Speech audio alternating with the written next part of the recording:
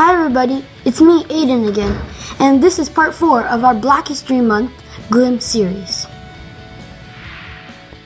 Doris Miller. Doris Miller was born in 1919 in Waco, Texas. In 1994, he joined the military for the U.S. In 1994, all the military from the U.S. was on a ship, and then 7 Japanese torpedoes attacked the ship. At this time, Doris Miller was still a third mass attendant, and what a third mass attendant does is he cleans up after all his members. But after the ship was getting destroyed, so the leader of the ship called Doris Miller to go to the people that were drowning and falling off the ship to save them. Doris Miller ran to his members and saved 7 of them.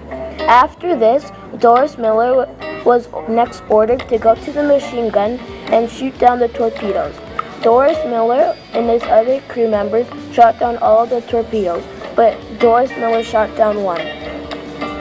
After this, a couple years later, Doris Miller was recognized and he was awarded the Medal of Honor, the highest medal in the military.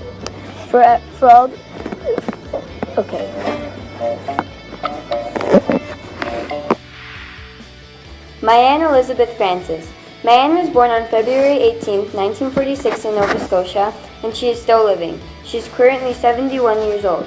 Marianne worked her hardest to get a Nova Scotia human rights degree. She always tried her hardest to be the best person she can and stop racism. Marianne achieved the role of Chief Executive Officer of the Nova Scotia Human Rights Commission. She was a provincial official and was the first human to achieve that. She was the 31st Lieutenant Governor of Nova Scotia, and she was the first woman to achieve that role. Matthew Dacosta. 1. He was a translator for Dutch and French traders. 2. He was kidnapped by Dutch traders. 3. He signed a contract to sail with Pierre de Gouramont to Acadia. 4. He was imprisoned for insolence. 5. He died somewhere in Quebec in prison. Katherine Johnson. Katherine Johnson was an African American that worked at NASA. Katherine had graduated grade 8 at the age of 10 and finished all schooling needed at the age of 18. She had a special mind that should or needed to be used in this world, but because of her skin, she did not get all the privileges she could have had with white skin. At NASA, she did complicated math calculations, so did about other 20 African American women. There was no colored washrooms in that building, so Katherine had to run about 1.5 miles to go to the washroom a couple times a day.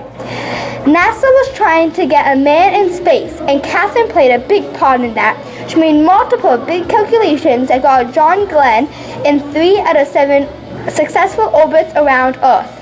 There was now a movie about Katherine Johnson and her fellow African American friends that worked at NASA called Hidden Figures. Katherine is still alive at the age of 98. I researched a famous golfer named Charlie Sifford. Charlie Sifford is a golfer, and he realized he wanted to start golfing when he first worked as a caddy. Charlie Sifford received a lot of hate, but he ignored it and never gave up. He won 2 PGA Tours and 1 championship as an African American golfer. Charlie Sifford was the first African American golfer to compete on a PGA Tour. One of Charlie Sifford's famous quotes were, "If you try hard enough, anything can happen."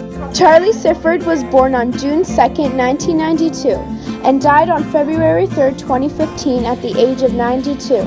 He suffered a stroke on a Tuesday night, and unfortunately he passed away. He was a huge inspiration to everyone by breaking the color barrier for all golfers. We should all remember Charlie Sifford for what he did. He helped us realize that just because you have darker skin doesn't mean you can't do normal everyday things. This is my project about Frederick Douglass. Frederick Douglass was born in February 1818 in Tuckahoe, Maryland. He died at Washington, D.C. February 20, 1895. Frederick Douglass was brilliant, heroic, complex, patient, and intelligent, which led him to success. Frederick Douglass was an advisor and president of a bank. He edited many newspapers in Washington, D.C. Frederick Douglass was an activist on behalf of the Black community in Washington, D.C. Frederick Douglass became an advisor to President Abraham Lincoln and became a president to the bank. Wow, incredible! Our partners from St. Angela Merici have done an awesome job. Well, stay tuned for more in part 5 of the Black History Month Glimpse series.